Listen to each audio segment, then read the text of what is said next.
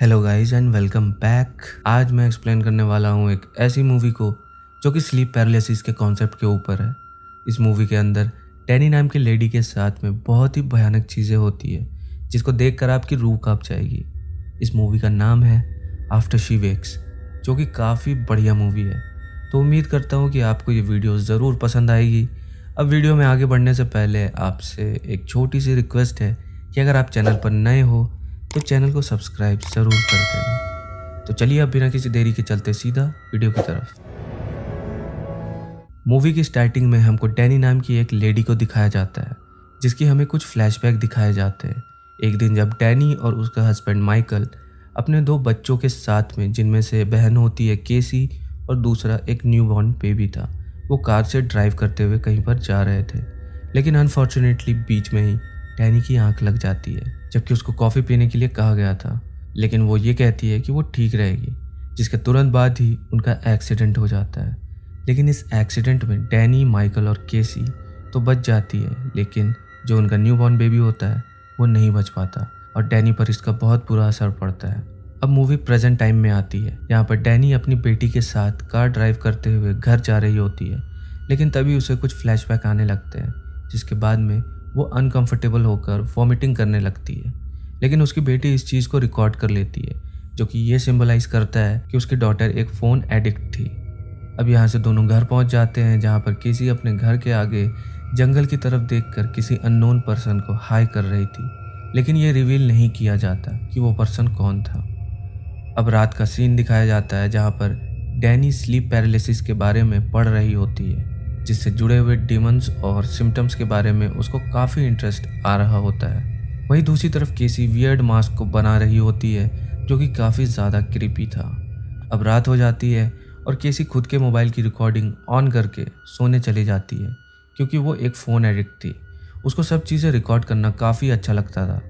अब दूसरी तरफ जब डैनी सो रही होती है, तब उसको ऐसा फील होता है कि उसके कमरे में कोई है, और हम भी कुछ सेकंड के लिए उस कमरे में किसी ब्लैक एंटिटी को देख पाते हैं, जिसके बाद में वो एंटिटी वहाँ से गायब हो जाती है। अब इसके बाद में सुबह जब डैनी ब्रश कर रही होती है, तब उसे अपने गुजरे हुए बेबी की मिल्क की बॉटल मिलती है। लेकिन जैसे ही वो इस मिल्क को टेस्ट करती है तो वो बहुत ही ज़्यादा ख़राब होता है, क्योंकि वो एक्सपायर हो चुका था, जिसकी वजह से वो वॉमिटिंग करने लगती है। वॉमिट करके जैसे ही वो खुद को संभालती है तो वो ये देखती है कि उसके मुंह से एक क्रीपी बच्चे का हाथ बाहर आ रहा था। लेकिन सडनली शी रियलाइजेस कि ये बस उसका एक हैलुसिनेशन था। सिंपल सी बात है कि वो अपने बच्चे के गुजर जाने से काफ़ी ज़्यादा परेशान रहने लगी थी। अब डैनी फिर से अपने बीते समय को याद करने लगती है, जहाँ पर उसने माइकल के ऑफिस के कलीग्स और बॉस को इंसल्ट करके अपने घर से बाहर निकाल दिया था, क्योंकि उस समय वो बहुत ही बुरे हालत से गुजर रही थी। खैर, अब वो केसी के सेफ हाउस में जाती है, जहाँ पर उसको वही मास्क दिखाई देता है जो कि पिछली रात को केसी बना रही थी। डैनी केसी से पूछती है कि तुम इस सेफ हाउस में क्यों रहती हो, जिस पर वो कहती है कि मुझे अपने कमरे में डर लगता है, जैसे कि वहाँ पर कोई हो। लेकिन डैनी इस बात को इतना सीरियस नहीं लेती और इसको इग्नोर कर देती है।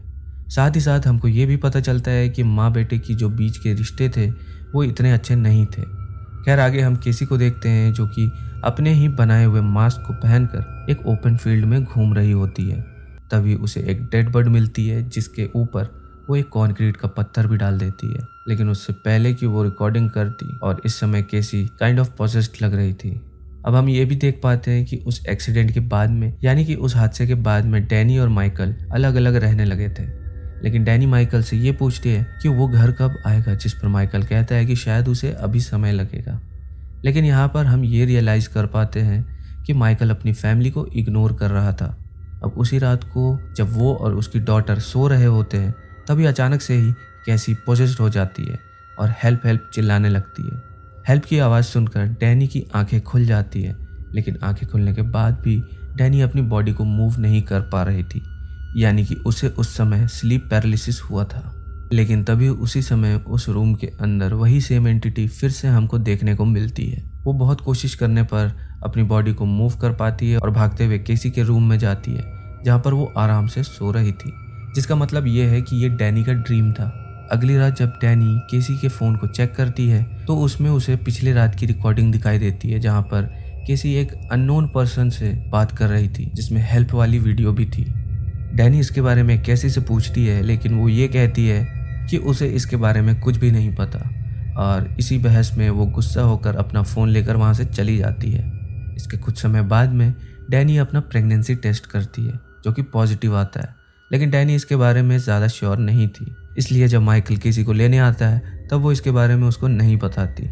हालांकि वो माइकल को ये कहती है कि उसे स्लीप पैरालिसिस होता है और शायद कोई अनजान आदमी भी उसके घर में आया था, पर माइकल इसको इग्नोर कर देता है। अब वो इन बातों को अपनी एक फ्रेंड के साथ में शेयर करती है, जिस पर वो ये बोलती है कि अब तुम्हें ध्यान से मेडिकेशन लेना होगा ताकि तुम हेल्दी रह सको। अब अगले सीन में हम देखते हैं कि डैनी अपने घर में कहीं जा रही होती है, पर तभी उसे किसी बच्चे के रोने की आवाज़ आती है, जो कि मेरे ख्याल से उसके गुजरे हुए बच्चे का ट्रॉमा होगा। जब वो उस कमरे में एंटर करती है तो ऑफकोर्स उसका इल्यूजन होता है, जहाँ पर उसे अपने लेट बेबी के कुछ पुरानी चीज़ें देखने को मिलती हैं। उन्हीं चीज़ों में से एक चीज़ उसके बेबी का पुराना कपड़ा भी होता है, जिसे हाथ में लेते ही एक डरावना मॉन्स्टर डैनी को पकड़ लेता है, और तभी डैनी बहुत ज़ोर से चिल्लाती है, जिसके बाद उसकी आँख खुलती है और वो खुद को अपने घर के बैकयार्ड में पाती है। यानी कि अभी तक उसने जो कुछ भी देखा था वो सिर्फ उसका एक नाइटमेयर था, और वो काफ़ी लंबे समय से यहीं पर लेटी हुई थी। अब वो घर के अंदर जाती है और डिनर करते हुए उसकी बेटी उसको बोलती है कि कल उसके पापा की एक फ्रेंड आई थी जो कि काफ़ी अच्छी लेडी है, पर वो आगे इसके बारे में कुछ और रिवील नहीं करती, और डैनी भी इस बात को मजाक में ले लेती है। अब रात में डैनी जब सो रही थी तो उसे और डरावने नाइटमेयर्स आने लगते हैं। अचानक से उसकी आंख खुलती है और वो रियलाइज़ करती है कि वो बॉडी को मूव नहीं कर पा रही, यानी कि वो फिर से स्लीप पैरालिसिस में चली गई थी। तभी हम सेम मॉन्स्टर को फिर से अपीयर होते हुए देखते हैं, जो कि धीरे धीरे डैनी के ऊपर चढ़ता जाता है। लेकिन तभी अचानक से ही डैनी अपने आप को मूव कर पाती है और ज़ोरों से नो नो चिल्लाने लगती है। डैनी की आवाज़ सुनकर केसी भी वहाँ पर आ जाती है और उसे शांत होने में मदद करती है, जिसके बाद ये सीन यहीं पर कट हो जाता है। अब सुबह नाश्ता करते टाइम डैनी की फ्रेंड का कॉल आता है, जो कि ये बताती है कि उसके फेसबुक पर उसकी कुछ वीडियो शेयर की गई है। जब डैनी वीडियो देखती है तो उसको पता चलता है कि यह उसकी पिछली रात की रिकॉर्डिंग है। इससे डैनी को ये लगता है कि ये रिकॉर्डिंग केसी ने की होगी और उसने ही इसको अपलोड कर दिया होगा, जिसके लिए वो केसी पर चिल्लाने लगती है। अब कुछ ही समय के बाद में फेसबुक पर एक और डैनी से रिलेटेड वीडियो अपलोड होती है, जिसके अंदर वो नहा रही थी। अब फिर से डैनी को शक होता है कि शायद केसी ने ही इसको अपलोड किया होगा, और इसलिए वो गुस्से में आकर उसके फ़ोन को फ्लश कर देती है, जिस पर केसी गुस्से में कहती है कि बेबी के बदले तुमको मर जाना चाहिए था, और डैनी इसके लिए उसको थप्पड़ लगा देती है। अब फिर से रात को डैनी को स्लीप पैरालिसिस होता है, जहाँ पर वो एक अनजान आदमी को अपने कमरे में देखती है, लेकिन उस अनजान आदमी के कमरे से जाते ही डैनी नॉर्मल स्टेट में आ जाती है, जहाँ पर वो भागते हुए केसी के पास में जाती है और उसे एक कमरे में बंद कर देती है। पर तभी अचानक से वो आदमी डैनी को पीछे से पकड़ लेता है, और उसके कुछ ही समय के बाद में डैनी बेहोश पड़ी हुई रहती है। अब जैसे ही उसकी आंख खुलती है तो वो भागते हुए केसी को देखने जाती है, जहाँ पर वो आराम से सो रही थी। अब ये सब जानने के लिए कि घर में हो क्या रहा है, इसलिए डैनी कैमरा रिकॉर्डिंग ऑन करके उसके ही बाजू में सो जाती है। अब अचानक से जब उसकी आंख खुलती है तो वो ये देखती है कि केसी उसके बाजू में नहीं है। कैमरा रिकॉर्डिंग चेक करने के बाद में उसको पता चलता है कि उसी आदमी ने केसी को किडनैप कर लिया है। अब वो भागते हुए जंगलों की तरफ जाती है, जहाँ पर उसको केसी मिल तो जाती है, लेकिन तभी उसे एहसास होता है कि वो आदमी फिर से आ रहा है, जिससे बचने के लिए डैनी अपने पूरे शरीर पर मिट्टी लगा लेती है, और उस आदमी के वहाँ से जाते ही वो केसी को लेकर घर आ जाती है। लेकिन जैसे ही वो दोनों घर पहुँचते हैं, वो इंट्रूडर फिर से उन पर अटैक करके उनको बेहोश कर देता है। और दोस्तों, यहाँ पर खुलता है इस मूवी का पहला राज। अब जैसे ही डैनी को होश आता है तो वो अपने सामने माइकल को देखती है। जी हाँ, और तब माइकल रिवील करता है कि वो इंट्रूडर उसने ही भेजा था। यहाँ तक कि रोज़ जो मास्क पर्सन उनके कमरे में आता था वो भी माइकल ही था। और ये सब करने के पीछे रीज़न ये था कि माइकल को डैनी से नफरत हो गई थी। उसको ये लगने लगा था कि जो उसके बेटे की यानी कि न्यूबॉर्न बेबी की डेथ हुई थी वो डैनी की वजह से हुई थी, और इस चीज़ के लिए वही जिम्मेदार है।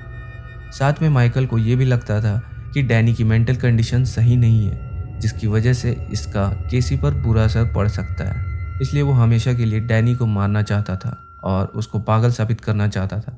लेकिन तभी डैनी कहती है कि वो प्रेग्नेंट है, लेकिन इस बात पर भी माइकल बिलीव नहीं करता और उसी वक्त डैनी माइकल के गले में किसी शार्प ऑब्जेक्ट से स्टैब करके वहाँ से भाग जाती है और साथ में भागते हुए माइकल का गन भी ले लेती है। अब डैनी भागकर उसी अननोन पर्सन के पास में आती है और उससे केसी के बारे में पूछती है, लेकिन वो कहता है कि उसे नहीं पता कि वो कहाँ पर है, जिस पर डैनी उसको भी शूट कर देती है। साथ ही साथ यहाँ पर डैनी को ये भी लग रहा था कि माइकल का किसी और के साथ में अफेयर चल रहा है। खैर, अब वो एक पेड़ के सामने केसी को पोजेस हालत में देखती है और तभी पीछे से माइकल आ जाता है, जो कि बहुत ही बुरी तरह से इंजर्ड होता है। डैनी उस समय ज़्यादा कुछ नहीं सोचती और माइकल को एक बड़े से पत्थर से मार देती है, लेकिन तभी वहाँ पर पुलिस आ जाती है और दोनों को बचा लेती है।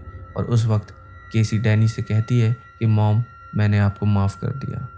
पर सबसे बड़ा मूवी का ट्विस्ट अब आता है। अब जैसे ही ये सब खत्म होता है तो डैनी की आंखें फिर से खुलती है और वो खुद को बेड पर पाती है और उसके सामने माइकल बिल्कुल सही सलामत होता है।